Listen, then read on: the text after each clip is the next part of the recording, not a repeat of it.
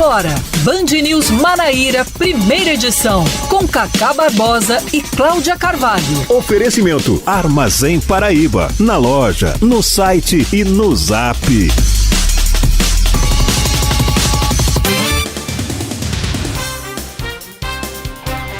9h25 em João Pessoa, 9h25 na Paraíba. Bom dia, bom dia, bom dia. Hoje é sexta-feira, que beleza! Dia 29 de julho de 2022. Está começando mais um Band News Manaíra, primeira edição, comigo, Cacá Barbosa, e com Cláudia Carvalho. Bom dia, Cláudia. Muito bom dia, Cacá. Bom dia para todos os nossos ouvintes. Nós hoje temos mais uma entrevista na série com os pré-candidatos ao Senado. Hoje nós vamos conversar com Alexandre Soares, do PSOL. Vamos também falar sobre muita coisa. Dentre essas coisas está a surpreendente prisão de Juan Macário lá em Catolé do Rocha. A gente que pensava que ele estivesse no exterior. Pois é. Cansou de brincar de esconde-esconde. É o primeiro assunto de hoje aqui na Band News FM 925. O empresário Juan Macário, acusado de atropelar e matar o motoboy Kelton Marques, é preso pela Polícia Civil. De acordo com o delegado Miroslav Alencar, Juan Ferreira de Oliveira se apresentou na manhã de hoje à delegacia de Catolé do Rocha, acompanhado do advogado. Entretanto, ao ser interrogado, ficou em silêncio e só deve se pronunciar sobre o caso em juízo.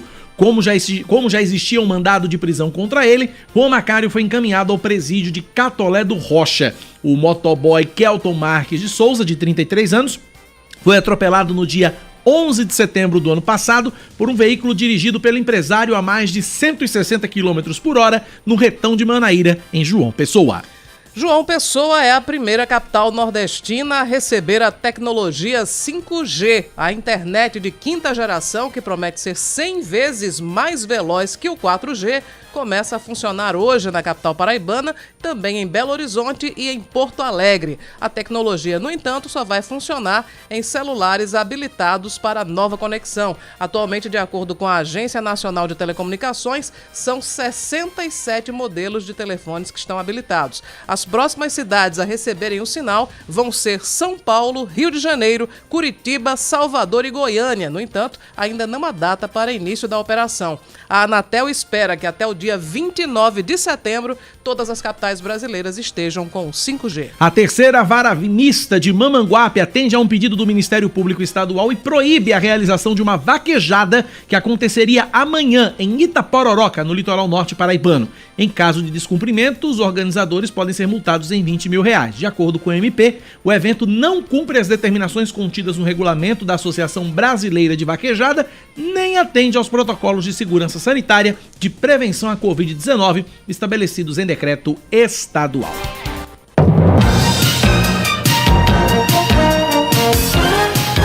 E agora nós falamos sobre eleições 2022. O PRTB oficializa o ex-deputado federal Major Fábio como candidato ao governo da Paraíba. O vice vai ser o cirurgião dentista e doutorando em odontologia, Jode Candeia. E na disputa para o Senado foi confirmado o nome do pastor Sérgio Queiroz. A convenção, que aconteceu ontem em uma casa de shows no bairro de Manaíra, também confirmou as candidaturas da legenda para deputado federal e também estadual. Mas enquanto o evento acontecia, a sede do Diretório Estadual do PRTB em João Pessoa foi arrombada e os criminosos roubaram uma cafeteira e reviraram gavetas. Por enquanto, ninguém foi preso. O Grupo Bandeirantes fecha um pool de veículos de comunicação com a TV Cultura, o UOL e o jornal Folha de São Paulo para realizar o primeiro debate entre os candidatos à presidência da República. O debate, que vai ser realizado na sede da Band em São Paulo, está marcado para o dia 28 de agosto, um domingo às 9 da noite. Antes disso, no dia 7, também um domingo, a TV Band Manaíra realiza em João Pessoa o primeiro debate da televisão paraibana com os candidatos ao governo do estado no mesmo horário, às 9 da noite. Os dois debates vão ter transmissão exclusiva, simultânea, aqui na Band News FM Manaíra. E todos os candidatos já confirmaram presença no debate da TV Manaíra, que vai dar o start aí na realização dos debates para essa campanha de 2022. Então você vai acompanhar primeiro, logo depois das convenções. Convenções terminam dia 5, no dia 7 a gente já vai estar conversando, expondo as propostas e também vai ter perguntas entre si, entre os candidatos. todos eles já confirmaram presença aqui na TV Manaíra para participar do debate. Inclusive a mediadora é essa que você acabou de ouvir agora. Cláudia Carvalho é quem vai mediar e quem vai comandar o debate, o primeiro debate da TV paraibana com os candidatos ao governo da Paraíba. Domingo, dia 7 de agosto, esse não, o outro, 9 da noite, na tela da Band TV Manaíra, com transmissão da Band News FM. Destaque do esporte agora, Cláudia Carvalho. Sem Gustavo Coutinho nem Leandro Camilo, o Botafogo deve contar com Schumacher e Jonathan para enfrentar o Manaus pela 17ª rodada da Série C do Campeonato Brasileiro. Com isso, o Belo deve entrar em campo com Vitor Golas, Elias, Jonathan, Paulo Vitor e Salomão, PH, Ratinho e Anderson Rosa, Leilson, Adilson Bahia e Schumacher. A partida acontece amanhã na Arena da Amazônia. A transmissão é aqui na Band News FM Manaíra e começa a partir das 4h30 da tarde.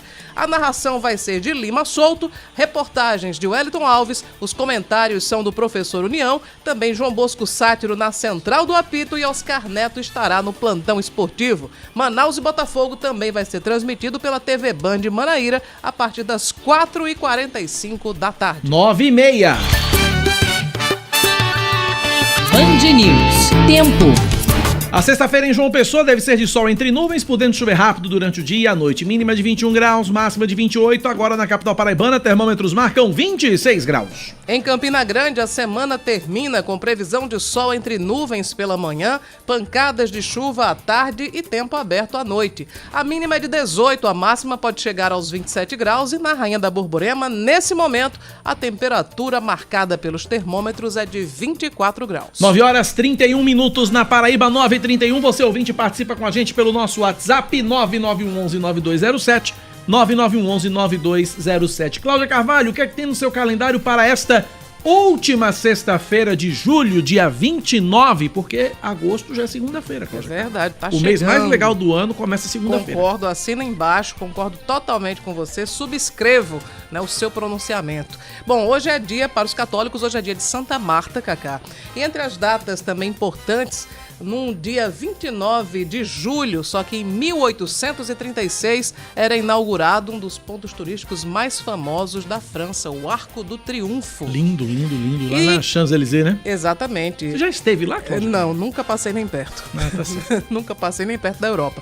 Bom, 1958, num dia 29 de julho, estava sendo criada a NASA, Cacá Barbosa. Olha isso. E o pior é que hoje eu vinha com a camiseta que eu tenho da NASA. Uhum. Eu peguei a camiseta e digo, não vou com essa camiseta. Aí você preferiu o Batman. Eu prefiro vir de Batman. Tá bom, tá certo. Hoje não é dia do Batman. Não é do dia do Batman. Tem mais datas aí? Porque eu tenho. Siga, pode seguir. 1981, 29 de julho, o casamento do século. Casamento do século foi Diana e o Príncipe Diana Charles? e Príncipe Charles. Diana Spencer, a Lady Di, casava-se com o Príncipe Charles em 29 de julho de 1981. Cerca de 750 milhões de pessoas assistiram a cerimônia pela televisão. Então, também tivemos aí esse registro aí, o casamento do ano. Tem uma outra data que eu acabei de lembrar aqui. Hoje aí é uma data triste, né? Hoje são completados 35 anos desde que houve aquela rebelião no presídio do Carandiru, que resultou em 31 mortes. Sim.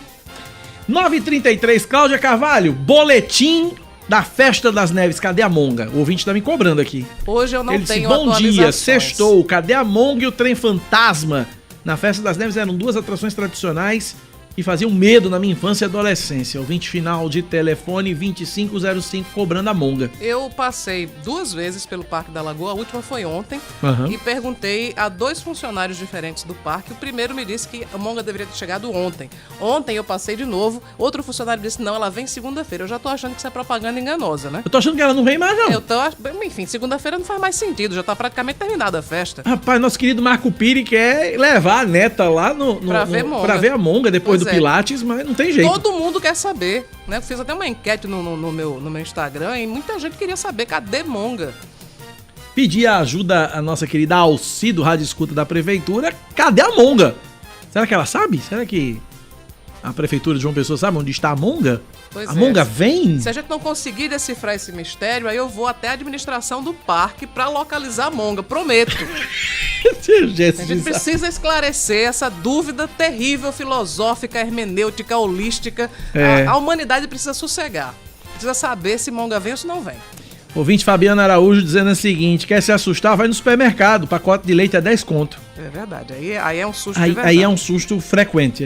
Mas aí não tem truque de espelho não, aí é realidade nua e crua. É porque a gente quer se assustar de brincadeirinha, não de verdade, essa é a diferença. 9 horas mais 34 minutos na Paraíba, 9h34. Bom, o assunto que toma conta do noticiário e que chegou absolutamente de surpresa, a informação foi confirmada pela Polícia Civil da Paraíba, precisamente às 8h40 da manhã, inclusive eu estava no ar aqui no bloco local do noticiário, quando a informação chegou, que foi a prisão do empresário Juan Macário. Juan Macário, a Paraíba inteira acompanhou essa história, acompanhava em compasso de espera pela prisão de Juan Macário. Juan Macário que dirigia um veículo no Retão de Manaíra. O veículo atingiu a incrível marca de 163 km por hora quando no cruzamento, em um dos cruzamentos, aquele cruzamento ali do Pão de Açúcar, né, Cláudia? É, por ali. Naquele cruzamento do Pão de Açúcar. Naquelas mediações, entre o Pão de Açúcar e o Live Mall. E o Live Mall, exatamente. Então, naquele cruzamento ali, o motoboy Kelton Marques foi atropelado pelo carro dirigido por Juan Macário. O carro estava a 163 km por hora, um impacto absurdo. As imagens que foram registradas, inclusive, numa câmera que estava dentro do carro do próprio Juan Macário, mostram o quanto foi assustador o impacto, e as imagens das câmeras dos arredores mostraram que o veículo de Juan girou várias vezes, o motoboy foi arremessado para longe, morreu na hora, e desde então Juan Macário estava desaparecido, estava foragido, havia um mandado de prisão contra ele, mas ainda assim Juan Macário estava foragido. Eis que quase 11 meses depois, completaria 11 meses do desaparecimento de Juan Macário no próximo dia 11 de agosto, seriam 11 meses, o crime foi no dia 11 de setembro, e eis que hoje pela manhã o Juan Macário, ele acabou se entregando à Polícia Civil de Catolé do Rocha. Eu tô com o advogado Luiz Pereira, que é o advogado da família do motoboy Kelton Marques. Doutor Luiz Pereira, satisfação falar com o senhor, bom dia, seja bem-vindo à Band News FM. Bom dia, Cacá, bom dia, Cláudia, bom dia a todos os nossos ouvintes. Estou à disposição, Cacá. Doutor, como é que a família de Kelton, que é o motoboy, que é a vítima desse crime de trânsito tão terrível, reagiu à notícia da prisão, doutor Luiz? Olha, Cacá, na verdade foi com surpresa que nós recebemos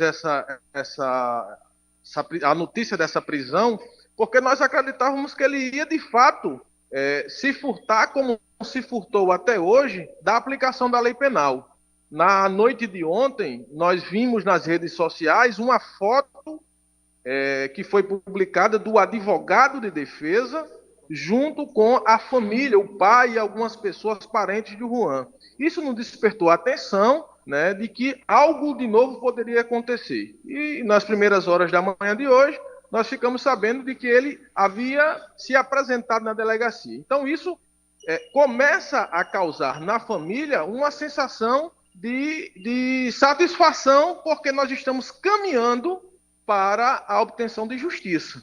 Isso fica muito claro. Tá? Agora, é preciso dizer para os ouvintes que o processo está apenas iniciando, né? Houve a denúncia, houve o recebimento da denúncia por parte do juízo, ele já foi citado através de seu advogado, que apresentou defesa, e nós estamos em vias de marcação da audiência de instrução. Então, ele se apresentou agora apenas no momento estratégico que lhe convia para participar da audiência de instrução. Isso não vai fazer com que ele seja solto, muito menos que ele seja absolvido. E nós estamos atentos e diligentes neste processo para buscar a condenação dele pelo crime que cometeu. A gente lembra que existe, inclusive, contra Juan Macário, um mandado de prisão expedido desde o dia 13 de setembro, 2 dias depois desse crime, não é isso, doutor? Ele não vai ter a sua prisão revogada pelo fato de ter se apresentado. Esse não é um objetivo, esse não é talvez o requisito que autorize a revogação do decreto de prisão, tá? Os requisitos da prisão cautelar, qual seja a garantia da ordem pública e da instrução, permanecem ativos e o juiz não deverá, pelo menos não há elementos que autorizem a revogação da decisão, até porque foi referendada pelos tribunais superiores, pelo Tribunal de Justiça e pelo Superior Tribunal de Justiça, pelo Tribunal de Justiça da Paraíba e o Superior Tribunal de Justiça em Brasília. Cláudia Carvalho pergunta, doutor. Eu tenho aqui uma série de perguntas, doutor Luiz Pereira, a respeito desse episódio que causou surpresa a toda a Paraíba. Primeiro, eu queria lhe perguntar se causou surpresa também o fato dele estar no interior da Paraíba, porque todos nós imaginávamos, pelo menos a imprensa, que ele estivesse no exterior, dada a demora, né, na efetuação da prisão desse cidadão.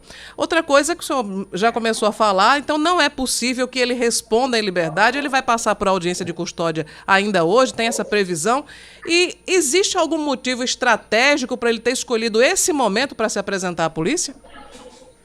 Vou começar por último e peço que você me lembre dos outros. Se existe alguma estratégia para ter se apresentado nesse momento, eu digo que sim. Por quê? Porque nós estamos em vias do acontecimento da primeira audiência de instrução que ocorrerá no Tribunal do Júri aqui em João Pessoa. Ele já apresentou defesa. E qual a data da audiência de instrução? Eu não me recordo agora a data, não me recordo porque eu não fui intimado oficialmente dessa decisão. Mas nós já temos vias de marcação da primeira audiência, deve ser no próximo mês. E isso faz com que, veja, a apresentação dele e o estado dele estar preso faz com que o processo corra mais rápido. Então ele quer se livrar desse processo o quanto mais rápido, melhor para ele, né? Então essa é talvez a interpretação que eu dou sobre a necessidade dele se apresentar neste momento. E as outras perguntas eu já não me recordo. Bom, eu perguntei também se, enfim, não existe a possibilidade dele responder em liberdade. E a outra pergunta era se ele causou surpresa o fato dele estar no interior da Paraíba quando se imaginava que ele pudesse estar fora do Brasil.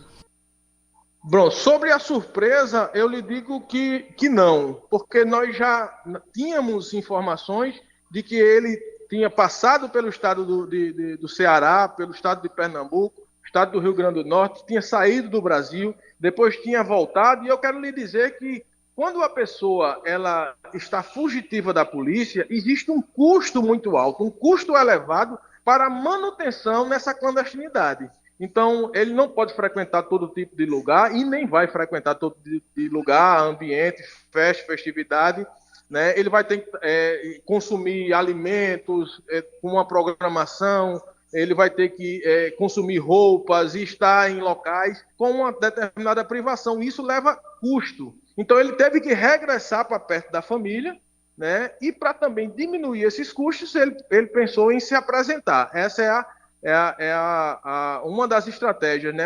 Há uma coincidência de estratégias na apresentação dele, nesse momento. E sobre os requisitos, nós não acreditamos que essa apresentação seja suficiente para que ele seja colocado em liberdade. Até porque ele demonstrou, de maneira reiterada, a sua vontade de se furtar a aplicação da lei penal. Ou seja, muito embora fosse condenado, ele demonstrou que não tem ânimo de cumprir a pena que lhe será imposta pela justiça. Ele desdenhou. Conversamos, portanto, tem mais alguma pergunta, Cláudia? Não, basicamente era isso, né? Uhum. Enfim, Okay. foi um episódio que nos surpreendeu, o fato dele ter se apresentado, Verdade. mas estamos avaliando aí que houve uma motivação bastante lógica. Lógica e estratégica para esse caso. Doutor Luiz Pereira, obrigado pela atenção conosco, com os ouvintes da Band News. Um abraço. Um abraço, Cacá. Um abraço, Cláudia, a todos os ouvintes. Tá aí, portanto, não foi por simples coincidência, né? Qualquer semelhança não é mera coincidência. Tem uma estratégia toda por trás dessa entrega, né? Dessa auto-entrega à polícia do Juan Macário. Bom, são 9h44, a gente vai voltar nesse assunto já já. A gente está fechando contato com o delegado, doutor Miroslav, que foi quem registrou, recebeu o Juan Macário na delegacia de Catolé do Rocha. Enquanto a gente fecha contato, Cláudia Carvalho, eu vou colocar a trilha, porque merece. Tem novidade sobre Monga? Temos, vou colocar até trilha. Recebi informação da nossa gloriosa Alci do Rádio Escuta que vai ter Monga na Festa das Neves. Recebi até nota da Secretaria de Desenvolvimento Urbano, nota da SEDURB. Olha só a importância do assunto. Olha a importância do assunto. A SEDURB esclarece que haverá o tradicional Parque da Monga na Festa das Neves, Cláudia Carvalho. O brinquedo encontrava-se na cidade de Caicó, no Rio Grande do Norte. Na festa da padroeira da cidade, teve problemas de deslocamento. Neste fim de semana, o parque deve chegar e ser instalado no Parque Solon de Lucena para a alegria e tradição de todos os peçonhenses. Então tá aí, portanto. Agora eu já posso respirar aliviado. Podemos respirar aliviado. Eu não preciso mais ir ao Parque da Lagoa. Muito obrigada ao CI, né, a gloriosa e internacional trazendo, apaziguando nossos ânimos. Exatamente, né, trazendo corações. paz e sossego e esperança para todos nós. Agora, no Parque das agora Neves. nós podemos seguir nossas vidas tranquilamente. Doutor Miroslav tá na linha? Vamos voltar então ao caso de Kelton Marques e a prisão do Juan Macário. Estamos na linha com o doutor Miroslav Alencar. Ele fala direto de Catolé do Rocha sobre a prisão de Juan Macário. Doutor Miroslav, bom dia, seja bem-vindo à Rádio Band News FM, obrigado por nos atender. Bom dia a todos. Doutor, ele se apresentou, pelo que a gente sabe da história, e eu queria que o senhor confirmasse, Juan Macário se apresentou de forma espontânea, não é isso? Isso. Ele se apresentou com seus advogados, agora pela manhã, de forma espontânea, exatamente. Ele estava disfarçado, ele estava normal, disfarçado no sentido de não ser reconhecido pela população, como é que ele se apresentou diante da polícia, doutor? Não, ele não apresentava nenhum tipo de disfarce, né? Ele se apresentou naturalmente, sem nenhum tipo de disfarce em relação ao que o pessoal fazia as conjecturas, né? Ele compareceu na delegacia com o advogado, né? Informou que estava se apresentando por conta do mandado de prisão, né? Então, o que foi feito? Foi dado cumprimento ao mandado de prisão preventiva que foi expedido pela vara criminal de João Pessoa, né? E em seguida ele foi qualificado e no momento do interrogatório ele manifestou interesse de permanecer calado, né? Ele disse que gostaria de responder em juízo. Então, a partir dali a gente, por lei, a gente tem que encerrar o interrogatório, né? Lavrar o auto e encaminhamos para a realização do laudo de ofensa física e em seguida para o presídio de Catolé do Rocha. E aí o procedimento é comunicar ao judiciário. Fizemos a comunicação ao judiciário, né, informando que ele se apresentou de forma espontânea, né, e está à disposição agora da justiça. Cláudia Carvalho pergunta. Doutor Miroslav, eu sei que o senhor já reafirmou isso, durante o interrogatório ele permaneceu calado, mas o advogado, ele deu alguma informação sobre por que esse momento para ele se apresentar, enfim? E outra pergunta que eu também já fiz aos advogados da família, não causou surpresa o fato dele estar aqui no interior da Paraíba? A polícia não tinha informações sobre o paradeiro desse cidadão? Então, inclusive, aqui na região de Catolé do Rocha, a gente recebeu muitos disque denúncia, né, do 197, sobre o suposto paradeiro do investigado, né, do indiciado, hoje réu, né, ele já é réu. E todos foram verificados verificada a procedência das informações pela equipe de investigação, de Catolé do Rocha, mas infelizmente durante esse tempo todo nós não conseguimos confirmar a procedência e localizar o rapaz, né? Mas hoje ele resolveu se apresentar aqui na região. Os advogados também não deram nenhuma informação? Por que esse momento para ele se apresentar? Não. Ele disse ou informou, algum advogado também informou onde ele estava, onde ele passou esse tempo todo, esses quase 11 meses foragido, doutor? Não foi ventilada esse questionamento, não. Mesmo porque no interrogatório, né, Na segunda pergunta ele já solicitou, informou que ia permanecer calado. Na segunda pergunta, qual foi a primeira pergunta e o que foi que ele disse? O senhor pode revelar ou não? Não, ele o início do interrogatório, ele informando que estava se apresentando espontaneamente, né, por conta do mandado de prisão, né, porque ele estava se apresentando por conta que existia o mandado de prisão, ele estava se apresentando espontaneamente na delegacia. Então, quando a gente ia iniciar a pergunta sobre o homicídio do Kelton Marques, né, ele informou que iria permanecer calado. Então, por lei, a gente tem que encerrar o interrogatório. Cláudia. Eu queria saber se ele vai permanecer preso em Catolé do Rocha, se existe previsão já de audiência de custódia, enfim, qual é a natureza da cela onde ele está? É cela especial, uma cela comum? Não, ele fica, por ser um preso provisório, ele fica separado dos demais CEPRAS, né? Fica separado dos demais custodiados, né? Enquanto ele estiver preso provisoriamente. Mas a partir do momento que a gente encaminha para o presídio de Catolé do Rocha e a gente faz a comunicação ao judiciário, né, aí a decisão sobre o local que ele vai permanecer cabe ao judiciário. A decisão é do judiciário. Então essa parte, e também quando seria uma audiência de custódia, qualquer tipo de procedimento judicial, isso aí, esses prazos são com o judiciário. É a decisão do magistrado. Doutor Miroslav, são 9h50. Juan Macari está onde nesse momento? Está na carceragem da delegacia? Já foi para o presídio? Onde é que ele está nesse momento? Não, ele já foi encaminhado para o presídio, né? Passou pelo hospital para a realização do laudo de ofensa física, foi encaminhado para o presídio e nós inclusive já comunicamos ao judiciário, né? Já comunicamos ao judiciário da prisão, do cumprimento do mandado de prisão, e ele se encontra agora sobre a custódia do sistema da Secretaria do Sistema de Penitenciário. Ok. Doutor Miroslav Alencar, delegado em Catolé do Rocha. Doutor, muito obrigado pelos esclarecimentos aqui na Rádio Band News FM. Um forte abraço, até uma próxima oportunidade, doutor. Tá certo. Só ressaltando o nosso DISC 197, né, para a população que queira contribuir com as investigações e até localização de outros foragidos, né, que a gente possa sempre estar contribuindo, né?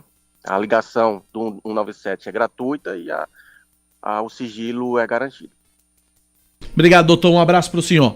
9h, 51 na Paraíba. Uma excelente notícia para a gente encerrar essa semana. Eu só espero que não haja aí uma flexibilização do rigor judiciário para permitir que esse rapaz responda em liberdade, né? Ele deve realmente esperar atrás das grades o julgamento e, pelo crime bárbaro que ele cometeu, assumiu um risco imenso de matar, poderia ter causado até mais mortes pelo comportamento que ele adotou, né? Verdade. Existia bebida alcoólica dentro latas, né, de cerveja, tinha até droga também dentro do carro. Ele estava filmando essa câmera, acho que, não sei se os ouvintes se lembram, né, como se deu esse episódio, como é que as imagens dessa câmera foram parar com a polícia, é que no momento da colisão, Juan Macari saiu correndo, fugiu da cena do crime, então a câmera que estava no carro dele permaneceu no asfalto. A irmã de Kelton Marques chegou logo depois e ela foi que pegou a câmera. Então a câmera tinha,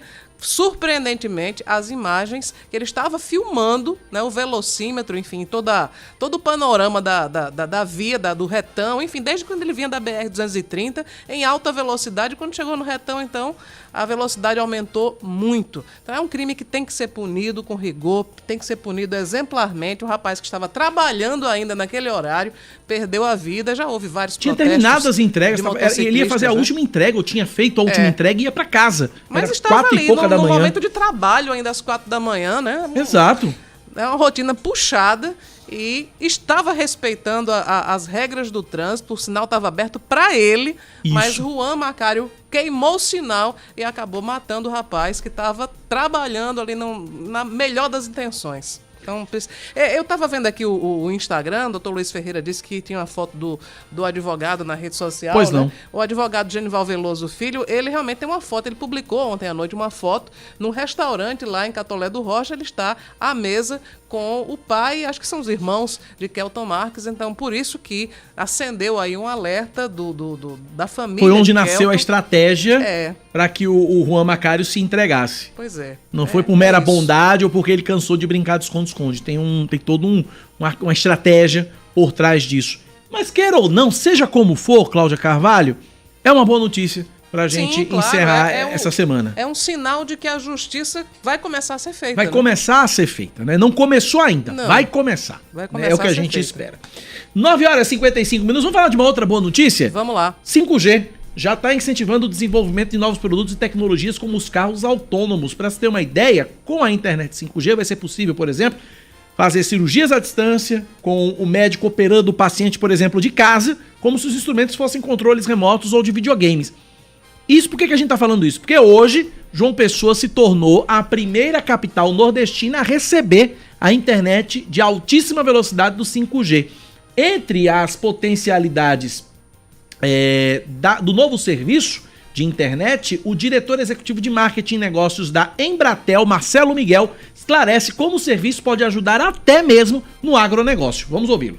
Por exemplo, uma área extensiva em que você usa o Video Analytics, faz o upload de fotos, em que você faz o reconhecimento de solo, por exemplo, e em cima desse reconhecimento de solo você identifica que você pode jogar mais pesticida numa área, de fazer mais irrigação numa outra área.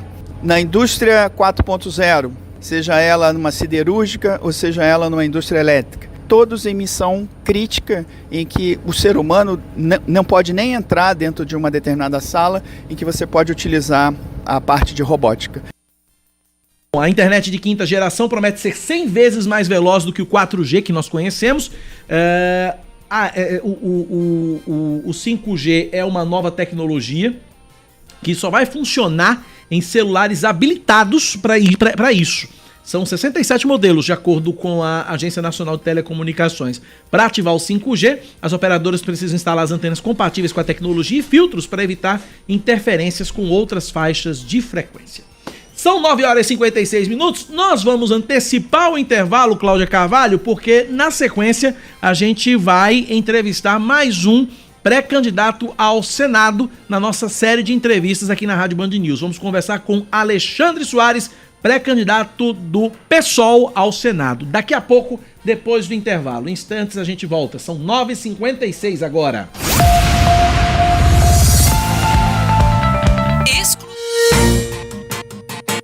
Band News FM. Em um segundo, tudo pode mudar.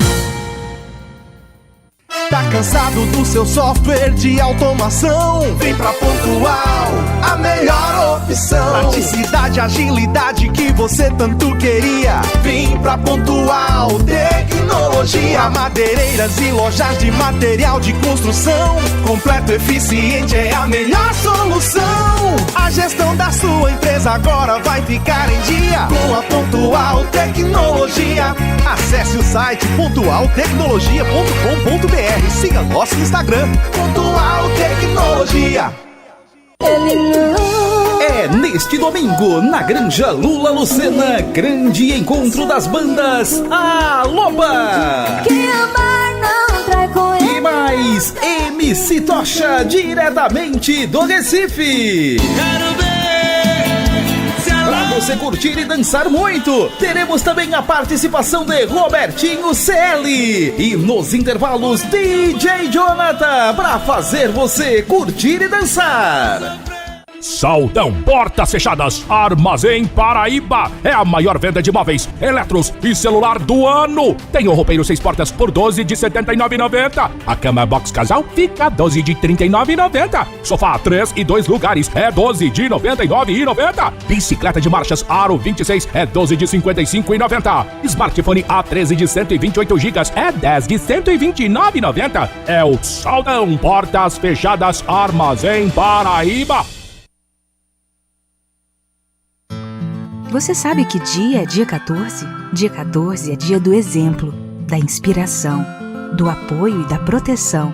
Dia 14 é dia do herói, do amor maior do mundo. Mas também é dia dele, do queridão, do papis, do papito e do paizão. Dia 14 é dia de presente. Meg Shopping, São diversas opções para você e para ele. Meg Shopping. Tem tudo para o pai, que é tudo para você. Achamos um endereço perfeito na Praia do Bessa. Execute. Agora também na Avenida Fernando Luiz Henrique, 1831. Um espaço moderno e inovador com serviços de excelência em negócios imobiliários para você. Faça uma visita. Será um prazer apresentar a nossa nova unidade. Execute. Desde 1989. Pensou em imóvel? Pense e execute. 83-2107-0101.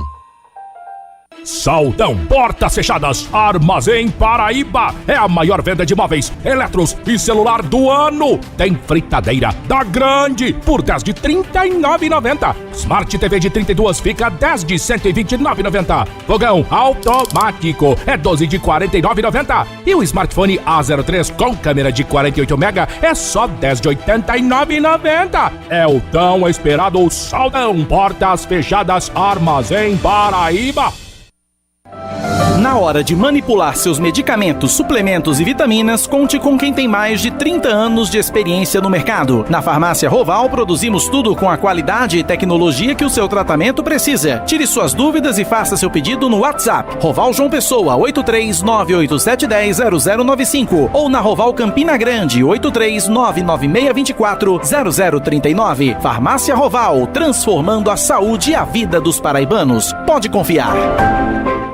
Atenção, atenção! O Brasil Atacarejo chegou em João Pessoa! Aproveite! As ofertas de inauguração estão imperdíveis! O Brasil é pra você, dona de casa! O Brasil é pra você, comerciante! Com muita variedade, qualidade e preço baixo pra você encher o carrinho! Nesta quinta, 4 de agosto, às 8 horas, o Brasil Atacarejo abre suas portas pra você! Na rodovia BR-230, quilômetro 27, Esplanada! Brasil, Brasil Atacarejo! Esse é mais barato! Esse é nosso! O Botafogo está a um passo da classificação para a próxima fase da Série C do Campeonato Brasileiro. O desafio deste fim de semana não é fácil, mas a Band News FM vai levar até você todas as emoções da partida que pode garantir a vaga do Belo no quadrangular do acesso.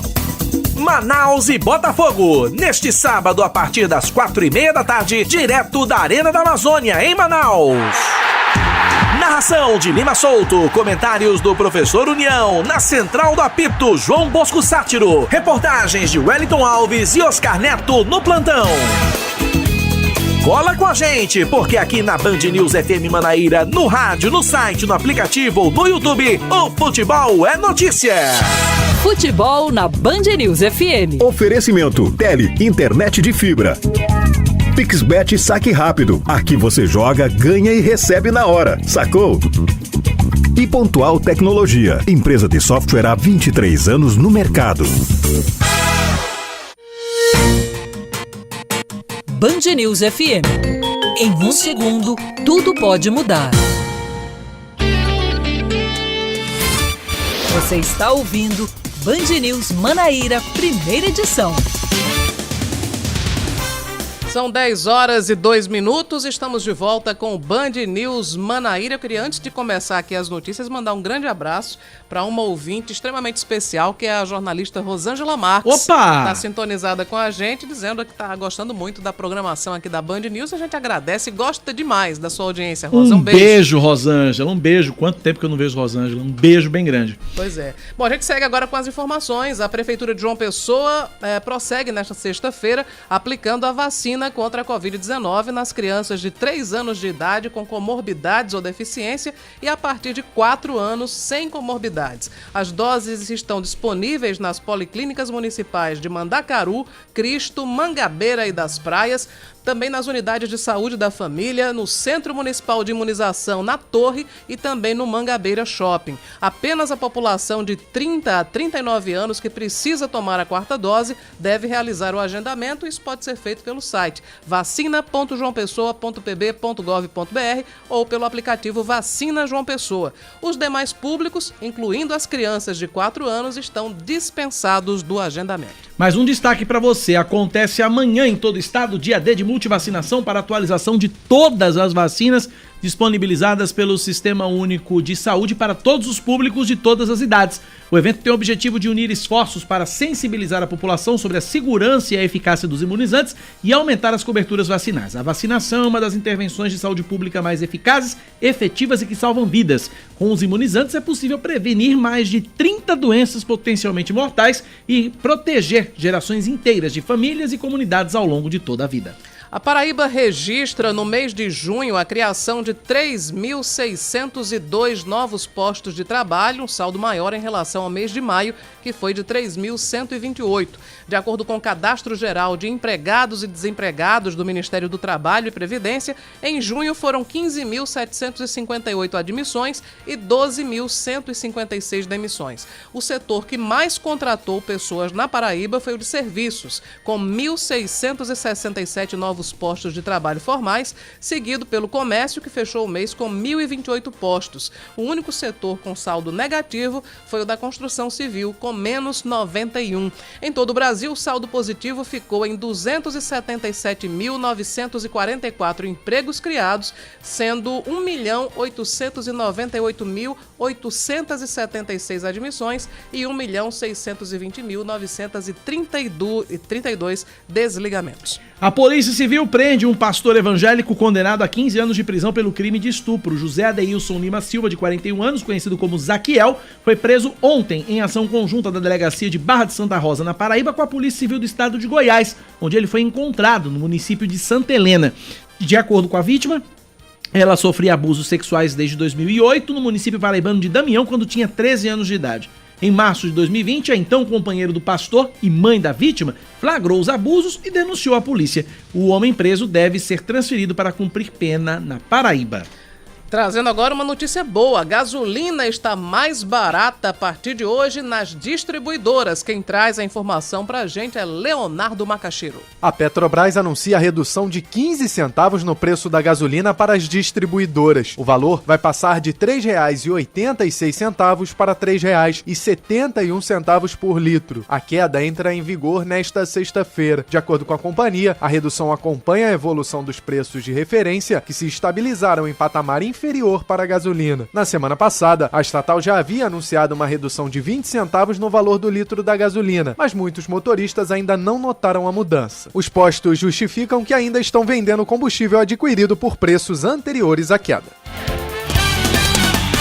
São Paulo e Fluminense saem na frente nas quartas de final da Copa do Brasil. O tricolor carioca bateu o Fortaleza por 1-0 na Arena Castelão com gol de Nonato. O tricolor paulista também venceu o América Mineiro por 1-0 no Morumbi com gol de Luciano. 10h06 agora.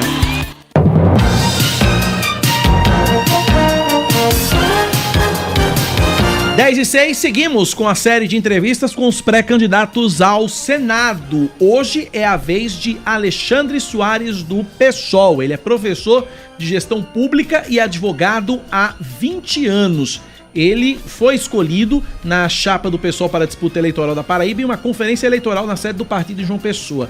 Alexandre também é mestre em Direitos Humanos e especialista em Psicologia Infantil e foi um dos defensores do fim da reforma trabalhista, da Previdência e do teto de gastos. Alexandre Soares conversa com a gente pelos próximos 40 minutos, a exemplo do que aconteceu com os demais pré-candidatos ao Senado. Alexandre, bem-vindo à Rádio Band News FM. Obrigado por ter atendido o nosso convite. A primeira pergunta ela é padrão a todos os pré-candidatos que por aqui passam. Por que Alexandre Soares quer ser senador da Paraíba? Seu tempo começa a contar a partir de agora. Bem-vindo à Band News. Bom dia, Cacá. Bom dia, Cláudia Carvalho. É um prazer muito grande estar aqui participando do programa da Band News Manaíra FM. Eu queria também aproveitar esse espaço para saudar os ouvintes da rádio, Cláudia, e queria fazer em nome da Rosângela Marques. Pois não. Que também, assim como vocês, eu sou fã da Rosângela, sou de Campina Grande, sou natural de Campina Grande, apesar de morar aqui já há 20 anos, mas também testemunhei o início do trabalho da Rosângela lá em Campina, nas rádios da cidade, e queria saudar os ouvintes de vocês em nome da Rosângela, tá? Então, a nossa pré-candidatura, ela... primeiramente, antes de falar da pré-candidatura, eu acho que é importante também falar um pouco sobre mim, porque, afinal de contas, essa é a primeira vez que eu me coloco na disputa do processo eleitoral, na disputa política pela institucionalidade, né? Que a gente costuma dizer que dentro do PSOL nós fazemos política para além das urnas, né? A gente faz política de rua.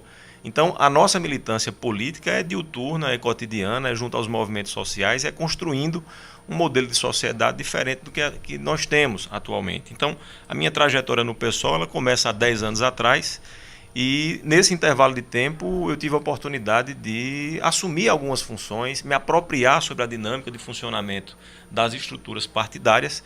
E essa tarefa não foi uma tarefa menor, né? Eu estive como vice-presidente do Diretório Municipal do PSOL aqui em João Pessoa, né? Atualmente eu estou como vice-presidente do Diretório Estadual, que é conduzido aqui na Paraíba pela nossa pré-candidata ao governo do estado, Adjane Simplício. E, portanto, os convites para participar das disputas do jogo eleitoral já tinham chegado para mim com uma certa antecedência. Eu entendi que não era o momento e faço esse movimento nesse instante, entendendo que o processo eleitoral que está em curso é o processo eleitoral das nossas vidas. A gente defende dentro do PSOL que qualquer pessoa que tem o mínimo de compromisso democrático neste processo eleitoral tem que se posicionar e tem que se posicionar de forma muito firme na perspectiva de que a gente rompa com esse modelo, com esse desgoverno, com esse governo de morte que aplica uma necropolítica para a sociedade brasileira e que tantos prejuízos trouxe até o presente momento para a coletividade. Então foi Bolsonaro que lhe tirou dos bastidores e lhe trouxe para a frente da disputa? Não é que o Bolsonaro me trouxe, né? Mas inegavelmente que esse instante que a gente vive hoje é um instante em que a gente vive constantemente, Cláudia, eu costumo dizer, numa relação tóxica com a estabilidade democrática. O Bolsonaro, ele mantém constantemente uma relação tóxica com a estabilidade das instituições e da nossa democracia. Portanto, eu penso que nesse momento é um momento também de se levantar, né? O Bolsonaro não é o fator determinante para que a gente se coloque agora, né? Mas, sem sombra de dúvidas, esse cenário de morte, de desigualdade social profunda, faz com que outras vozes, outras pessoas apareçam também dentro da disputa política. Portanto, a minha participação nesse processo, e um dos motivos aí respondendo a tua pergunta, Cacá, é muito no sentido de trazer também, não só esse enfrentamento consistente, qualificado, contra o que representa a política do Bolsonaro, mas também fazer um movimento muito claro, eu venho colocando isso grifando inclusive nas minhas entrevistas, nós estamos nesse processo eleitoral também para oferecer para o campo progressista das esquerdas uma alternativa viável, uma alternativa que representa uma cara nova na política, com ideias que podem sim fazer com que a gente faça uma transformação no Senado da República. Nos discursos de Jair Bolsonaro e muitos dos apoiadores do presidente, existe uma crítica muito contundente, eu acho que até transcende o nível da crítica, há ataques mesmo à esquerda, ao comunismo, aquela história de que minha bandeira jamais será vermelha, é uma abordagem assim muito ácida ao papel das esquerdas. Como é que você encara esse tipo de comportamento por parte do setor mais extremista da direita? Então, essa é uma ótima questão, Cláudio. Eu aproveito, inclusive, para te trazer essa informação. Acho que é de conhecimento de todos, foi amplamente publicizada, né, na imprensa local esses últimos dias. Nós do PSOL fizemos um movimento na semana passada de abrir um diálogo com o Tribunal Regional Eleitoral da Paraíba e ontem fomos ouvidos, tivemos uma audiência pública com o presidente do TRE, desembargador Leão dos Santos, na perspectiva de trazer para a agenda regional a discussão que envolve a violência política, né? É importante aqui destacar que a violência política não tem absoluta relação com o sistema de segurança que a Justiça Eleitoral costuma empreender nos processos eleitorais, mobilizando as polícias, a sua estrutura administrativa para dar conforto ao processo eleitoral. Não é isso que a gente foi discutir com a Justiça Eleitoral, nem tampouco fomos solicitar tropas federais, como inadvertidamente alguns setores da imprensa circularam. Nós fomos tratar sobre um tema que hoje é central e que vai na linha do que você coloca, Cláudia, que é a violência política que graça nesse país, né? O exemplo que nós tivemos lá em Foz do Iguaçu, com o assassinato do Marcelo Arruda, é é um capítulo muito revelado disso que a gente está colocando. Estamos falando sobre crimes de ódio, né, que impedem, com esses discursos, né, anticomunistas, minha bandeira não será vermelha. Essa é uma discussão tosca, rasa, né, porque resgata, sobretudo, Cacá e Cláudia, aquela sombra que marcou muito o período do autoritarismo no Brasil, né? Veja que o Bolsonaro tem um maior desempenho exatamente entre aquelas pessoas que têm ali entre 40 e 60 anos de idade, ou seja, pessoas que viveram aquele tempo e que são saudosistas, né, daquele momento de criminalização das esquerdas. O nosso papel nesse processo eleitoral também, ele é sobretudo pedagógico, de desmistificar essa criminalização que invariavelmente recai sobre as esquerdas no país. E nós, Cláudia, do PSOL, nós sofremos diretamente na pele esse tipo de situação. Pesquisa recente de um grupo que analisa a violência política no Brasil, na UFRJ, evidencia que o PSOL está entre os partidos políticos cuja militância é muito mais alvo desse discurso radical e dos crimes de ódio que estão sendo praticados, especialmente nesse processo eleitoral. Isso não é novidade desse processo, mas se acentua nele. Eu vou aproveitar, né, esse mote que você fala aí sobre os ataques que a militância, os filiados do PSOL sofrem, para lhe perguntar. Ontem eu conversava com uma senhora, ela me dizia: olha, eu sou radicalmente contra o comunismo porque eu tenho filhas. Enfim, eu quero saber o que é que prega o PSOL, o que é que o pessoal pensa. Desculpa, Cláudia, qual a relação entre uma coisa e outra? Não, eu entendi que ela acha que os valores, né, da família para a esquerda não são, enfim, valores tradicionais, enfim, a erotização, enfim, a permissividade. Então eu queria saber... Que não combinariam com as filhas dessa pessoa. Exato, que ela, enfim, ela é como se fosse um atentado ao pudor, à postura comunista. Então eu sei que é uma pauta de costumes, ideológica e tal, mas nesse momento eu acho que até cabe a gente tratar do que é que pensa o pessoal a respeito, por exemplo, das crianças, da questão da erotização, enfim, da família também. O que é família para o pessoal? Então, Cláudia, essa também é uma questão fundamental. A pauta de costumes, ela também vai fazer parte desse processo eleitoral e como de costume, fazendo um trocadilho, né, o pessoal não escapa, não foge a essas discussões, né? Agora, eu venho dizendo que é importante que a gente aumente o sarrafo dessa discussão, né? Não é possível, não é razoável que a gente, no século XXI, trate de temas relacionados à família, né, a sexualidade, com um discurso que é capturado pela moral, né? E vejam, a gente vive numa república.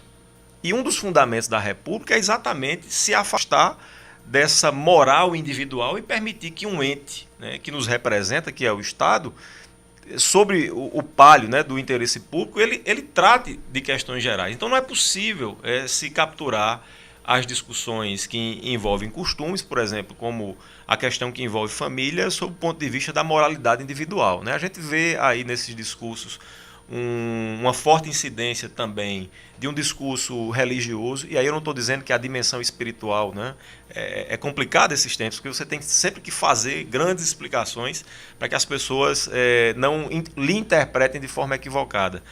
Nós entendemos que a dimensão espiritual do sujeito ela é fundamental em qualquer debate.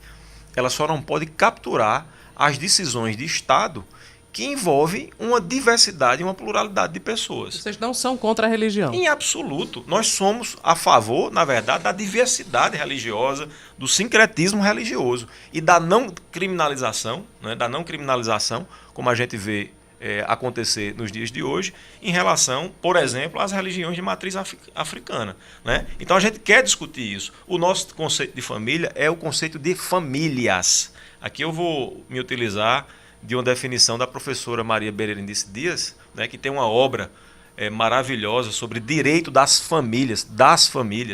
Esse assunto, para a gente, já deveria estar zerado, né? Desde 2011, quando o Supremo Tribunal Federal reconheceu e aplicou ao texto constitucional a ideia de família como algo que é baseado em um único elemento, que é o afeto. Então eu posso ter famílias constituídas por um tio e um sobrinho, por duas mães, por dois pais, entre o avô e um neto. Qual o problema disso? É o amor, é o afeto que caracteriza uma parelha familiar, né? E não um outro elemento que esteja vinculado a sexualidade, né? Então é isso que o pessoal defende, e aí fazendo um link com a questão do socialismo, do comunismo, o socialismo moderno defende direitos sociais, né? Eu sou um socialista do século XXI e, portanto, defendo o restabelecimento de direitos sociais, revogação da reforma da Previdência, revogação da reforma trabalhista. Olha, Cacá, eu falo da reforma trabalhista a partir de um exemplo próprio, né? Eu sou testemunha dos efeitos da reforma trabalhista comigo mesmo, né? A reforma trabalhista aqui no Brasil entrou em vigor no dia 7 de novembro de 2017. No dia 7 de dezembro de 2017, eu fui demitido do meu trabalho, junto com outros 89 professores, em razão, exatamente, né, da reforma trabalhista que tinha acabado de entrar em vigor. E todos se lembram, né, aqui que o grande argumento naquela época dos debates da reforma trabalhista em 2017 era que seria uma alternativa para que a gente pudesse potencializar o mercado de trabalho. E o que é que a gente está vendo hoje? Uma legião de pessoas precarizadas, desalentadas, né, e que hoje somam mais de 30 milhões de brasileiros. Então é por aí, o debate tem que ser feito nessa linha, né, com muita maturidade, com muito espírito público, né, sem permitir que esses temas sejam capturados pela moral individual de quem quer que seja. Nós estamos conversando com o pré-candidato ao Senado pelo PSOL, Alexandre Soares. Eu vou continuar nessa pauta com relação ao PSOL e a perseguição que você disse que o PSOL sofre. E eu estou recebendo algumas mensagens aqui de alguns ouvintes dizendo o seguinte: rapaz, o discurso desse cabo nem parece de ser militante do PSOL, parece ser um cara mais centrado, de uma pessoa mais equilibrada. E eu vou pegar esses comentários de alguns ouvintes para fazer exatamente a minha pergunta. Você realmente eu não vejo, não percebo em você o radicalismo que ficou marcado no discurso no início lá do PSOL, naquela coisa toda, a extrema esquerda. É realmente o seu perfil, o perfil do equilíbrio, o perfil do diálogo, sem partir para os extremismos?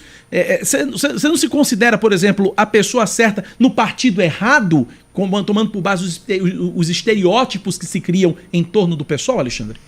Veja, Cacá, esses estereótipos são um problema, né? Porque, invariavelmente, quem fala sobre extremismo, radicalidade do PSOL, invariavelmente são pessoas que não conhecem a estrutura do partido. E quando eu digo que não conhecem absolutamente nada, porque não se dedicam, né, a acompanhar sequer a pauta das esquerdas, né?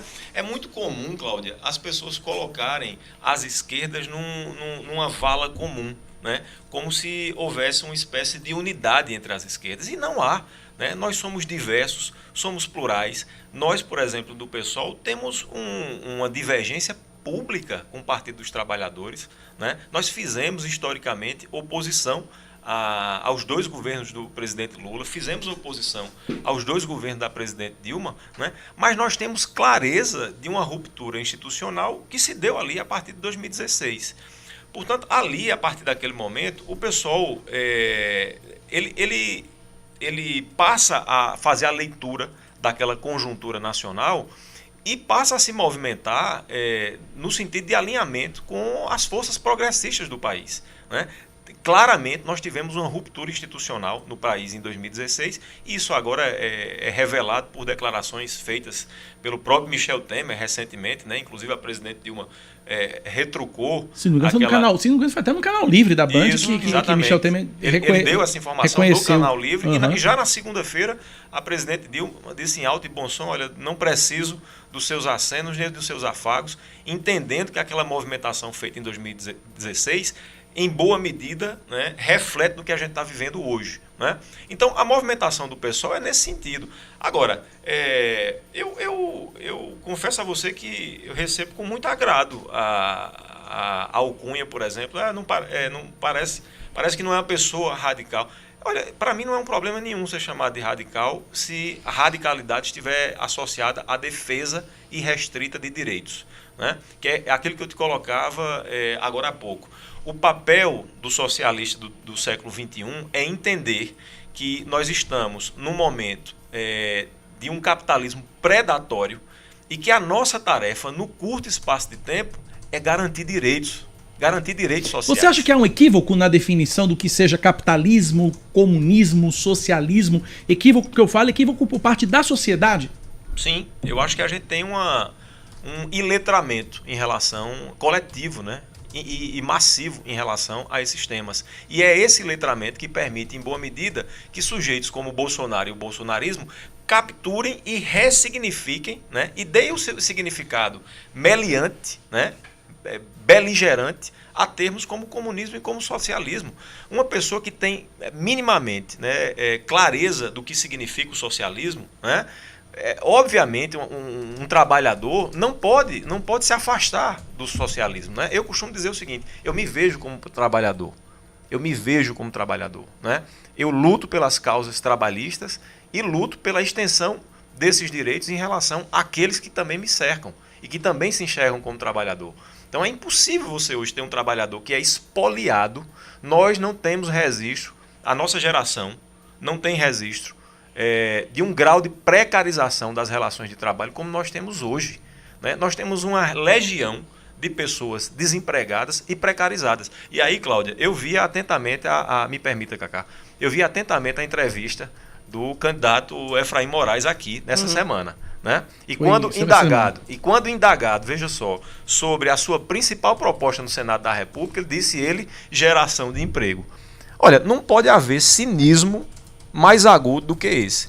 A gente está falando de um Efraim Moraes que foi responsável, né, e militou assiduamente pela aprovação da reforma trabalhista e votou a favor da emenda de teto de gastos, votou a favor da reforma da Previdência, que atacam frontalmente direitos da classe trabalhadora, né? E aí não estou ouvindo por terceiros. A reforma trabalhista me atingiu diretamente, né? Me atingiu enquanto professor da rede particular de ensino superior aqui na Paraíba, né? Então, assim, é preciso que as pessoas tenham muita clareza, né? E o discurso do Efraim também aqui nessa última semana é que a gente vai gerar emprego, né? Escondendo o passado sombrio, recente, e que ele é protagonista e tem as digitais dele na reforma trabalhista, e saca da cartola o termo mágico chamado empreendedorismo, né?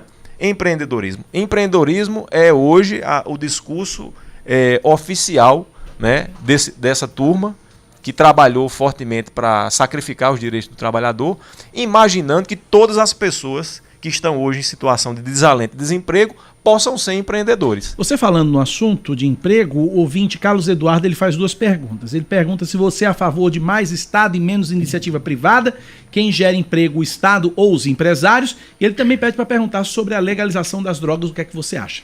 Então, a primeira pergunta é... se você é a favor de mais Estado e menos iniciativa privada, e quem gera emprego, o Estado ou os empresários? Sim, essa segunda parte da pergunta, ela não é binária, tá? Isso é uma falsa impressão de que ou quem gera emprego é a iniciativa privada ou é o Estado. Essa pergunta é falsa, né? Ela é falsa, esse modelo não é binário. Ambos geram emprego e a questão não é por aí. Agora, nós defendemos a presença inequívoca do Estado mais presente na atuação e também na regulação da economia, né? O Estado defendido pelos socialistas é um Estado presente, é um Estado provedor, né? As experiências que nós temos com expansão e a universalização de direitos sociais se dá em modelos socialistas, né? Então nós defendemos sim, sobretudo nesse momento, a presença forte e firme do Estado, seja no que diz respeito, né, à retirada dessa legião de pessoas do subemprego, da informalidade e do desalento, como também a expansão de benefícios, Cacá. Olha, não é possível que ontem foi divulgado o relatório trimestral de dividendos gerados pela Petrobras no último trimestre. 87 bilhões, Cláudio deu essa notícia agora há pouco, né? 87 bilhões. Né? Isso deve representar alguma coisa concreta para a gente, né? Não é possível a gente defender a redução do tamanho do Estado, o Estado mínimo, né? Que é um movimento que se inicia lá com o gerencialismo da década de 90 e que se aprofunda agora, né, nesse instante, com o Bolsonaro à frente da presidência da República, e, portanto, a gente tem um momento de crise profunda, né? E crises profundas não se sai de uma guerra como uma pandemia com menos Estado, né? Aquele discurso de menos Brasília e mais Brasil é uma falácia que se revelou de forma muito concreta no dia a dia das pessoas. Acho que tem uma última pergunta. Que tem mais uma é a legalização das drogas, ele pergunta. Isso, esse é um tema importante para colocar, inclusive desmistificar também. Observem que todas as minhas falas, em boa medida, é no sentido de desmistificar uma construção enviesada que fazem sobre a esquerda, especialmente sobre o PSOL. O PSOL claramente, né, e esse documento é público, apresentou ao Partido dos Trabalhadores, mesmo sem a gente ter candidatura própria, nós apresentamos, viu, Cacá, um programa de governo, né, para que o PSOL tente tensionar com o Partido dos Trabalhadores a implementação dessas pautas. Um dos temas centrais dentro do eixo de segurança pública está relacionado à ideia de revisitar a nossa política de drogas, de combate e enfrentamento às drogas, né? Nós entendemos que esse modelo que vem sendo aplicado no Brasil de forma indistinta e especialmente no estado de São Paulo é um modelo higienista. Né? Que você tem fala sobre aquela atitude das autoridades de retirar a Cracolândia do local. Para ser, bem ilustrativo, o que é que o PSOL faria nesse caso? Pronto. É um exemplo prático, né? Isso, vamos lá. Primeiro, reconhecer que esse não é um tema fácil. A gente fala sobre o tratamento do enfrentamento às drogas fundado em 2 eixos centrais, que são os direitos humanos e saúde pública, né? A questão é que, atualmente, e por muito tempo, a questão do enfrentamento às drogas é tratada apenas sob o viés penal, né, criminal. E aí a gente acha que é um problema. Agora, quando a gente fala que esse tema é um tema de saúde pública e um tema de direitos humanos, isso também não resolve muita coisa, porque em termos práticos, Cláudia, não é tarefa fácil cuidar dos chamados drogaditos, né? Não é tarefa fácil. O que se fez ao longo dessas experiências dos últimos anos? Nós criamos estruturas em serviços de saúde e assistência capazes de receber essa população, né? E aí eu estou me referindo a casas de acolhida, casas de passagem, os próprios CAPs, AD, álcool e drogas, né? Uma rede na área de assistência e saúde que foi criada ao longo desses últimos anos. E o que se viu, na verdade, acontecer nesse curto período de tempo da experiência, da trágica experiência bolsonarista, foi o esfacelamento desses serviços, né? O esfacelamento desses serviços e apoio e financiamento às chamadas comunidades terapêuticas. Eu visitei algumas comunidades terapêuticas aqui na Paraíba e Pernambuco, né? Aliás, recentemente teve uma grande reportagem, acho que uma das matérias principais do Fantástico, tratando especificamente sobre isso, né? Observem a quantidade de recursos que são destinados a comunidades terapêuticas, que hoje muito mais representa, Cláudia, uma volta à política manicomial, que foi abolida, né, do Brasil, foi uma conquista humanitária. A gente romper com esse modelo, né, de jogar em manicômios drogaditos, né, ou aquele termo que o antigo Código Civil utilizava, né, os loucos de todo gênero, que é um termo inapropriado para hoje, mas, enfim, nós rompemos com isso. Usando de forma prática, empurrar um bando de doido ali para o Juliano Moreira, né? Isso, porque na prática seria isso, né? Isso, e inviabilizar e invisibilizar esses sujeitos, né? Que é a política mais perversa que a gente pode pensar nesse sentido. Então, nas visitas que você fez a essas comunidades terapêuticas, quais foram as suas impressões, né? Houve oportunidade para identificar algum equívoco, vamos dizer assim? Lembrando que você é especialista em psicologia infantil, né? Tu conhece um pouco do assunto psicologia. Isso, eu trabalhei, viu, Cacá, também, eu tenho uma militância na área de direito da criança e adolescente, fui conselheiro estadual de criança e adolescente, fui representante do Unicef na Paraíba, em relação à análise das políticas públicas de criança e adolescente, e foi essa temática que também me levou ao meu mestrado, né? Então eu discuto na minha dissertação de mestrado exploração sexual de criança e adolescente no Brasil. Então, e você estudou um pouco também de saúde mental, por isso que a gente está discutindo esse tema aqui, né? E me aprofundei com outras consultorias, enfim, né? Então, Cláudia, você utilizou um termo falha, acho que equívoco. Equívoco é eufemismo. Para o que a gente porque eu não sei o que você encontrou, então eu estou usando o termo mais ameno. É suavização para o que a gente testemunha dentro desses espaços. O que a gente testemunha dentro desses espaços é a prática, né? A prática dos manicômios, cárcere privado, tortura, né?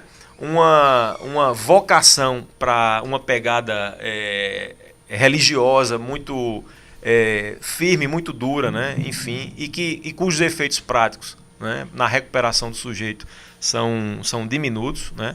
Então, assim, definitivamente as comunidades terapêuticas, e aí eu preciso dizer, né, não estou generalizando, né, mas essa é uma prática que vem sendo adotada no país com financiamento com financiamento do governo federal, né, para esse tipo de atividade, sob o argumento de que a gente está, enfim, agora tirando as pessoas do manicômio. Está tirando e colocando em outro lugar, igualmente perverso e igualmente violador de direitos.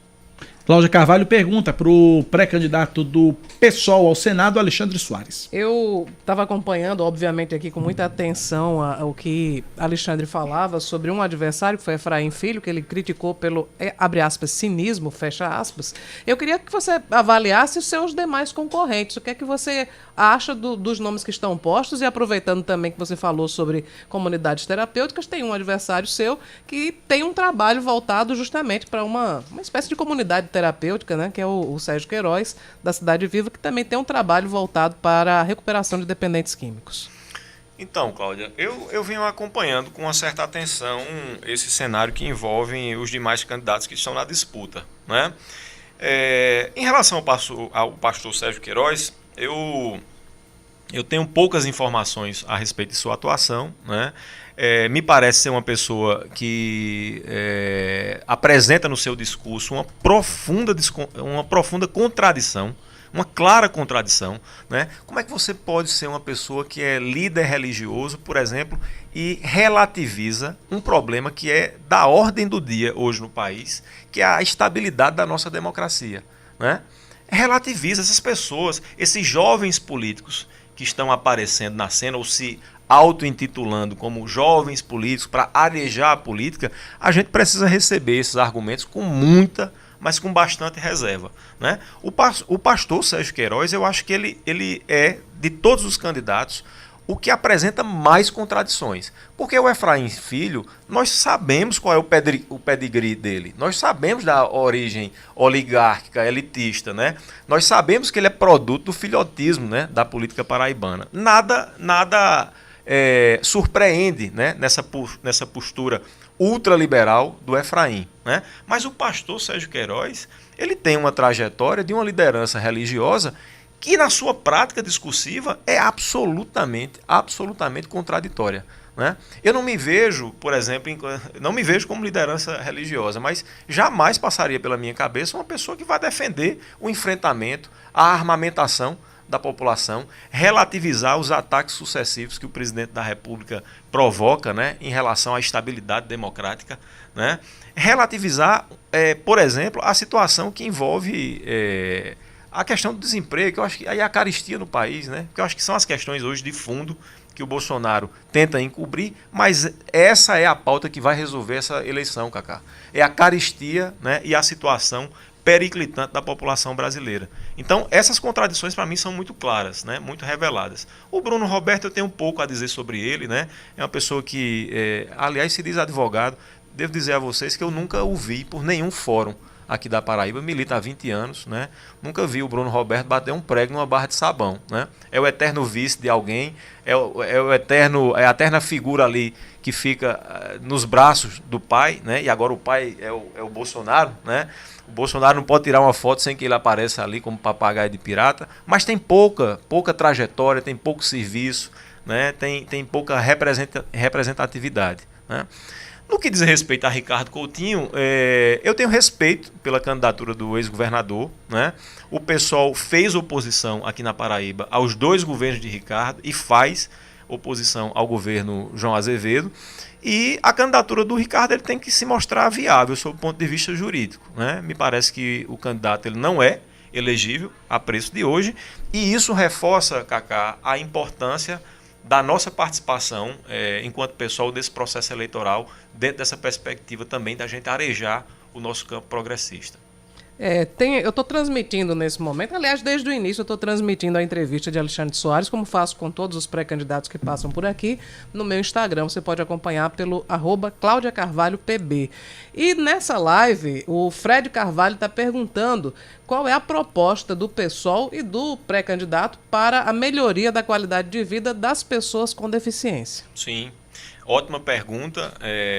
Eu tenho a honra de trabalhar já há um tempo com duas instituições, né? Eu sou assessor jurídico do Instituto dos Cegos, aqui da Paraíba, que é uma instituição extremamente respeitada, com mais de 70 anos, com serviços prestados à sociedade paraibana de um modo geral, e também atuo com assessoria a entidades que trabalham com as crianças com a síndrome, né, do espectro autista, aqui, lá na verdade em Campina Grande, né? Então, essa temática é uma temática importantíssima, né? É uma temática que a gente também contempla no nosso programa de governo. Nós precisamos avançar bastante em políticas de mobilidade que contemplem, né, as pessoas com deficiência.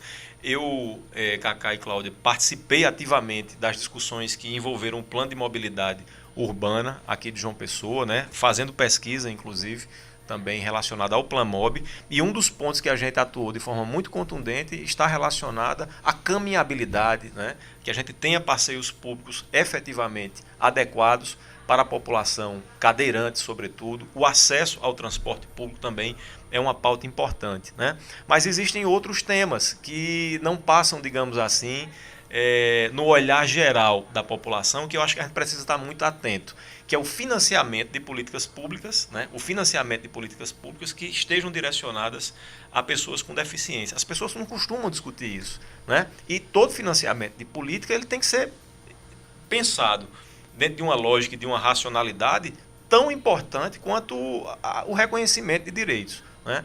Então eu venho trabalhando muito no sentido de fazer estudos e pesquisas relacionados a como a gente amplia, né, a forma de financiamento das políticas públicas voltadas para a população com deficiência, né? Eu estou tendo mais proximidade nos últimos anos com as pessoas com deficiência visual, em razão mesmo dessa atividade junto ao Instituto dos Cegos aqui da Paraíba, né? E essa pauta, a pauta das pessoas com deficiência, as pautas de crianças e adolescentes, pauta da população LGBTQIA+, a pauta de mulheres é uma pauta também muito cara para a gente, né? De todos os sujeitos que estão ali de alguma forma em situação de vulnerabilidade.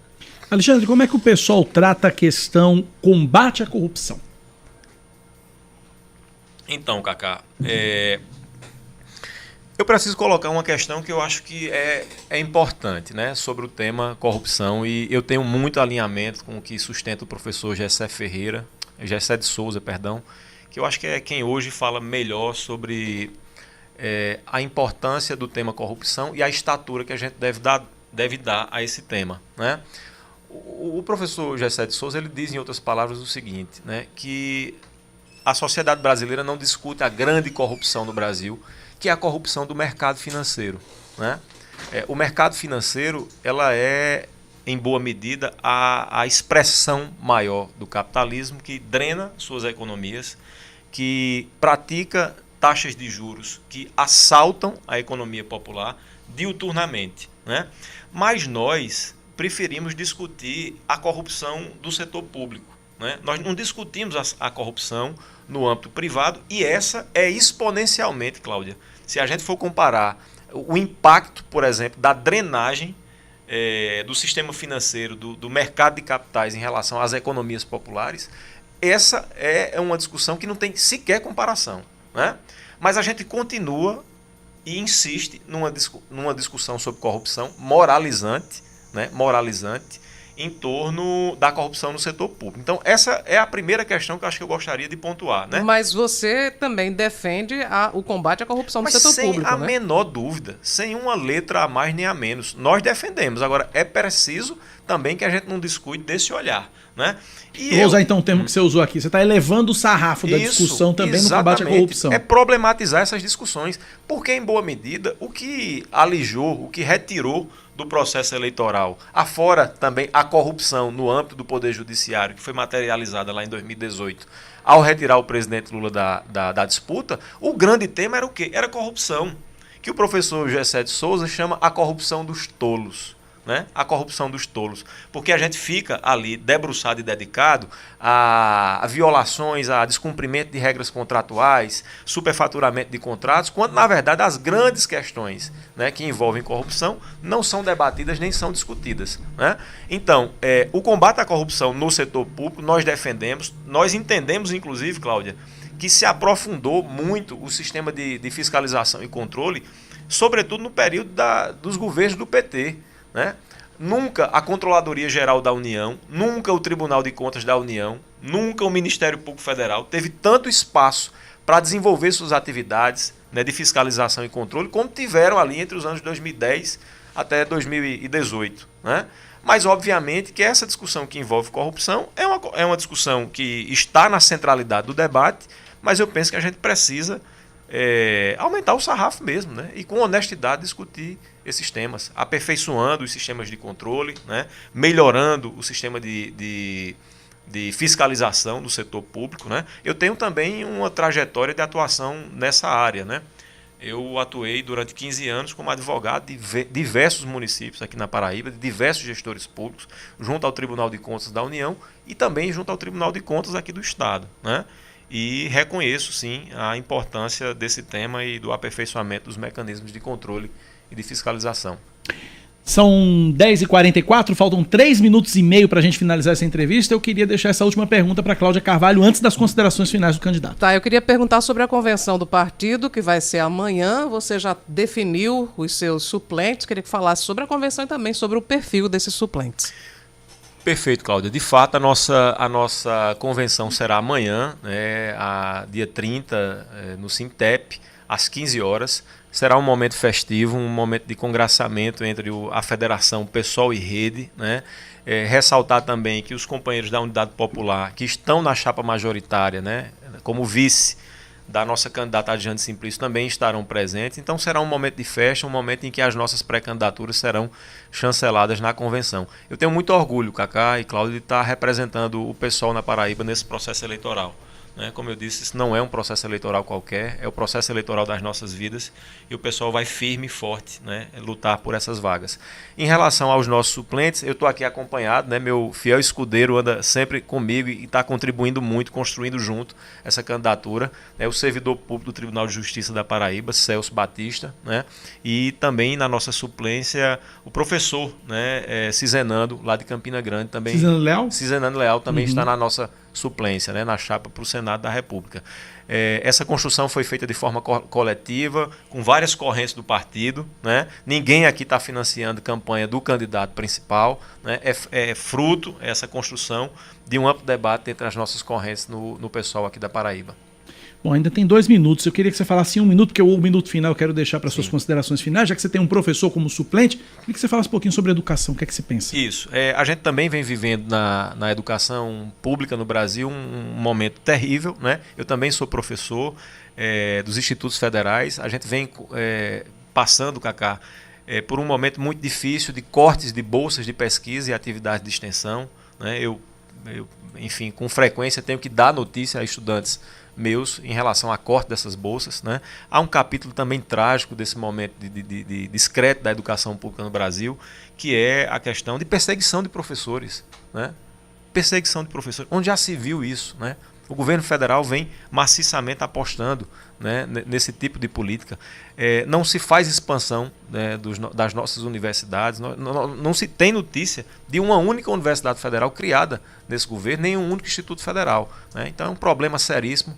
A educação é um ponto-chave do nosso programa também, a gente pretende avançar nisso nas discussões do Senado. Agradecendo a sua participação, a sua entrevista aqui na Rádio Band News. 50 segundos para suas considerações finais. Então, Cacá e Cláudia, eu queria fazer um registro da qualidade das discussões que a gente conseguiu tratar aqui no debate. Eu acho que sem sombra de dúvida, dos veículos de comunicação por onde eu passei, onde a gente conseguiu qualificar melhor a discussão e teve oportunidade para isso, né? Então, queria agradecer fortemente a atenção que foi dispensada não só à nossa candidatura, mas também a qualidade das discussões, dos debates, né? Parabenizar aí os seus ouvintes, né? E dizer que a nossa candidatura está firme, está forte, vai para as ruas, né? Vamos para as ruas sim, Cláudia, vamos fazer campanha de rua, vamos rodar todo o estado da Paraíba, né? Tentando convencer aí mentes e corações em relação ao projeto do PSOL, que é indiscutivelmente um projeto que é inovador e renovador para o Senado da República esse ano. Muito obrigado. Conversamos, portanto, com Alexandre Soares, pré-candidato ao Senado pelo PSOL, nessa série de entrevistas com os pré-candidatos aqui na Rádio Band News, e a gente conclui na próxima semana. Na segunda-feira, nós teremos o pré-candidato ao governo do estado pelo PL, Nilvan Ferreira, e na terça-feira o pré-candidato ao Senado pelo PT, Ricardo Coutinho. São as próximas entrevistas dentro do nosso calendário. 10h48, intervalo, Cláudia. Vamos ao intervalo, daqui a pouco a gente volta, mas antes de ir para o intervalo, eu queria agradecer a audiência de Aaron Cid, que é pré-candidato a deputado federal nas eleições desse ano, está acompanhando a gente também pela live aqui no Instagram. Um abraço para ele. Abraço pro menino de Marisópolis. Para Sinésios, que está acompanhando a gente direto de Pernambuco. Obrigado pela participação e pela audiência de todos. 10h48, intervalo, a gente volta já. Band News FM. Em um segundo, tudo pode mudar. Tá cansado do seu software de automação? Vem pra Pontual, a melhor opção. Praticidade, agilidade que você tanto queria. Vem pra Pontual Tecnologia. Madeireiras e lojas de material de construção. Completo, eficiente, é a melhor solução. A gestão da sua empresa agora vai ficar em dia com a Pontual Tecnologia. Acesse o site pontualtecnologia.com.br. Siga nosso Instagram, Pontual Tecnologia. Você sabe que dia é dia 14? Dia 14 é dia do exemplo, da inspiração, do apoio e da proteção. Dia 14 é dia do herói, do amor maior do mundo. Mas também é dia dele, do queridão, do papis, do papito e do paizão. Dia 14 é dia de presente. Meg Shopping. São diversas opções para você e para ele. Meg Shopping. Tem tudo para o pai, que é tudo para você. Achamos um endereço perfeito na Praia do Bessa. Execute. Agora também na Avenida Fernando Luiz Henrique, 1831. Um espaço moderno e inovador com serviços de excelência em negócios imobiliários para você. Faça uma visita. Será um prazer apresentar a nossa nova unidade. Execute. Desde 1989. Pensou em imóvel? Pense Execute. 83-2107-0101.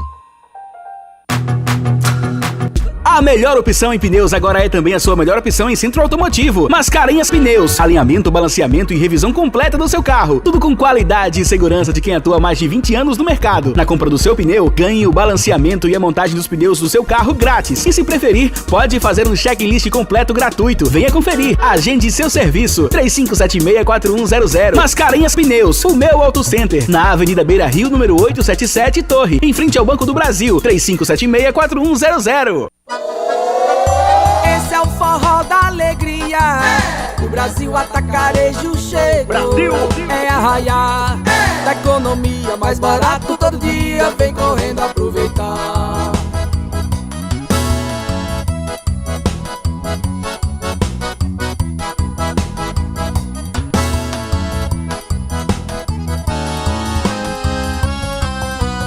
Esse é mais barato, esse é nosso Brasil. O Botafogo está a um passo da classificação para a próxima fase da Série C do Campeonato Brasileiro. O desafio deste fim de semana não é fácil, mas a Band News FM vai levar até você todas as emoções da partida que pode garantir a vaga do Belo no quadrangular do acesso. Manaus e Botafogo, neste sábado a partir das 4:30 da tarde, direto da Arena da Amazônia, em Manaus. Narração de Lima Souto, comentários do Professor União, na central do apito, João Bosco Sátiro, reportagens de Wellington Alves e Oscar Neto no plantão. Cola com a gente, porque aqui na Band News FM Manaíra, no rádio, no site, no aplicativo ou no YouTube, o futebol é notícia. Futebol na Band News FM. Oferecimento Tele, internet de fibra. PixBet Saque Rápido. Aqui você joga, ganha e recebe na hora. Sacou? E Pontual Tecnologia. Empresa de software há 23 anos no mercado. Band News FM. Em um segundo, tudo pode mudar. Você está ouvindo Band News Manaíra, primeira edição. 10h52, mais um sítio arqueológico de arte rupestre é encontrado na Paraíba. A descoberta aconteceu no dia 5 de julho, no sítio Tanques, zona rural do município de Frei Martinho, no Seridó do estado. As gravuras encontradas são de povos coletores, caçadores e pescadores da pré-história e possuem aproximadamente 5.000 anos. O achado é fruto do trabalho da equipe do Laboratório de Arqueologia e Paleontologia da Universidade Estadual da Paraíba. A próxima etapa é o registro junto ao IFAM, o Instituto do Patrimônio Histórico e Artístico Nacional, e o sítio deve ser aberto para visitação pública.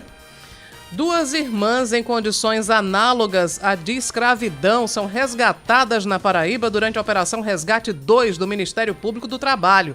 De acordo com o MPT, quando os pais das meninas faleceram, a patroa e a filha dela ficaram sob responsabilidade das irmãs, o que lembra muito a escravidão colonial, em que as trabalhadoras escravizadas eram passadas entre gerações da mesma família. Ao todo, a mega operação resgatou 337 pessoas nessas condições em 65 municípios brasileiros. E agora o troféu Idiota do Ano. Um homem fica ferido ao tentar fazer uma cirurgia caseira para corrigir o nariz. O cara foi fazer uma cirurgia plástica por conta própria. Camila Quaresma. O paciente que foi hospitalizado com o ferimento no nariz depois de tentar uma rinoplastia caseira vai receber acompanhamento psicológico. De acordo com a Secretaria Municipal de Saúde, o paciente foi admitido na noite de quarta-feira em uma UPA e depois encaminhado para o Hospital do Campo Limpo, na zona sul da cidade. Os médicos limparam o ferimento do nariz, fizeram um curativo e deram orientações para os cuidados em casa. Vídeos publicados no YouTube mostram supostas técnicas para afinar o nariz, que na verdade são ineficazes e podem causar danos graves. A parte boa é que o YouTube tirou do ar parte desses vídeos. Mas é inacreditável que alguém queira ensinar a fazer uma rinoplastia caseira. E mais inacreditável ainda é que alguém acredite. Alguém acredite. E ainda vá tentar fazer. Acreditam que a Terra é plana, Cláudia Carvalho? Não vão acreditar na cirurgia de rinoplastia caseira? É difícil competir com isso, É difícil. Vamos falar de esportes, de Cláudia Carvalho? Destaque do esporte. Sim, vamos trazer aqui. O Nacional de Patos está prestes a virar uma sociedade anônima do futebol. O Conselho Deliberativo do clube se reuniu ontem para fazer a prestação de contas de 2022, discutir alterações no estatuto e propor a transformação do Alviverde em uma SAF, uma SAF. Com 2 empresários interessados em investir no Canário do Sertão, a mudança foi aprovada por unanimidade. O início da temporada de 2022 foi difícil para o Nacional, com inúmeras mudanças de técnico, elenco despejado do hotel por falta de pagamento e WO na primeira rodada do Campeonato Paraibano. Entretanto, o time deu a volta por cima, se tornou semifinalista do estadual e garantiu vaga na Série D do Brasileirão do ano que vem. Você sabe que Patos é a cidade de um cabra que vai falar agora aqui? É? É, terra dele.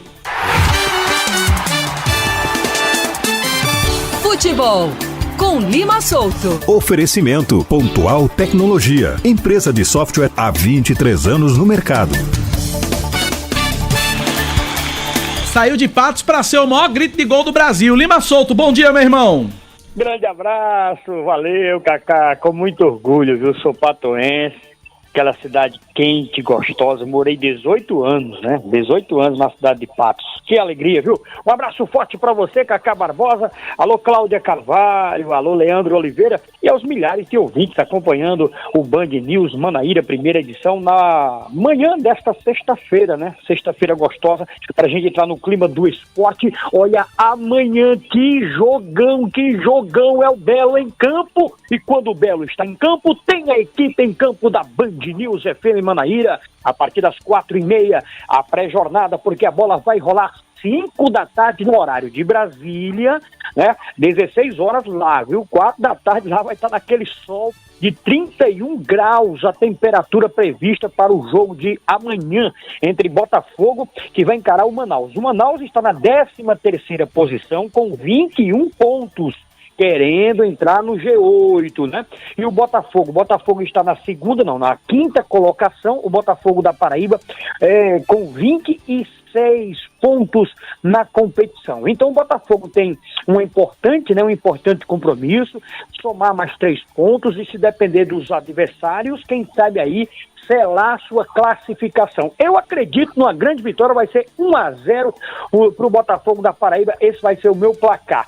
Vamos falar de Campinense também, o Campinense que entra em campo no jogo daqueles emocionante, né? E tem treino aberto para o torcedor rubro-negro hoje em Campina Grande, para dar aquele incentivo, né? Para dar aquele apoio moral, para dar aquela alegria, aquela alavancada do time rubro-negro que luta para não cair para a Série D do Campeonato Brasileiro. É difícil? É, mas não é impossível, né? O time do Campinense Clube entra em campo sábado, amanhã, às 7 da noite. Então, programação esportiva da Band News, né? Para você amanhã, 4h30, o pré-jogo, e às 5 a bola rola. Lima Souto ao lado do professor União, João Bosco Sátiro, e também do nosso querido Wellington Alves, e no plantão, Oscar Neto. Futebol é com a Band News, é Manaíra.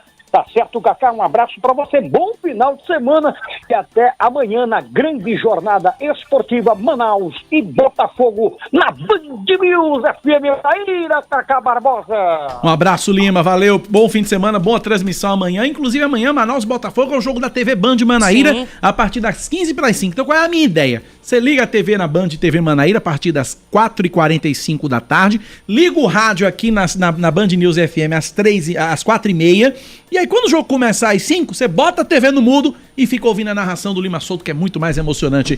10h59, Cláudia Carvalho é um K, é um B e é um... Ossi! Acabou-se, é ponto final no Band News Manaíra de hoje e da semana. Eu volto segunda-feira, 6 da manhã, com o Expresso Band News Manaíra. Você tem TV hoje, Cláudia? Hoje eu não tenho, mas Joana Brito vai exibir os melhores momentos da entrevista com Alexandre Soares, pré-candidato do PSOL ao Senado Federal. Daqui a pouco, no Muito Mais, na TV Band Manaíra, a partir do meio-dia. A partir do meio-dia, Muito Mais com Joana Brito na Band TV Manaíra. 1h30 tem Natália Taveira com o Band Mulher. E eu, às 4 da tarde, chego ainda hoje com o Brasil Gente Paraíba, trazendo tudo sobre a prisão de Juan Macário, lá em Catolé do Rocha, que se entregou hoje cedo.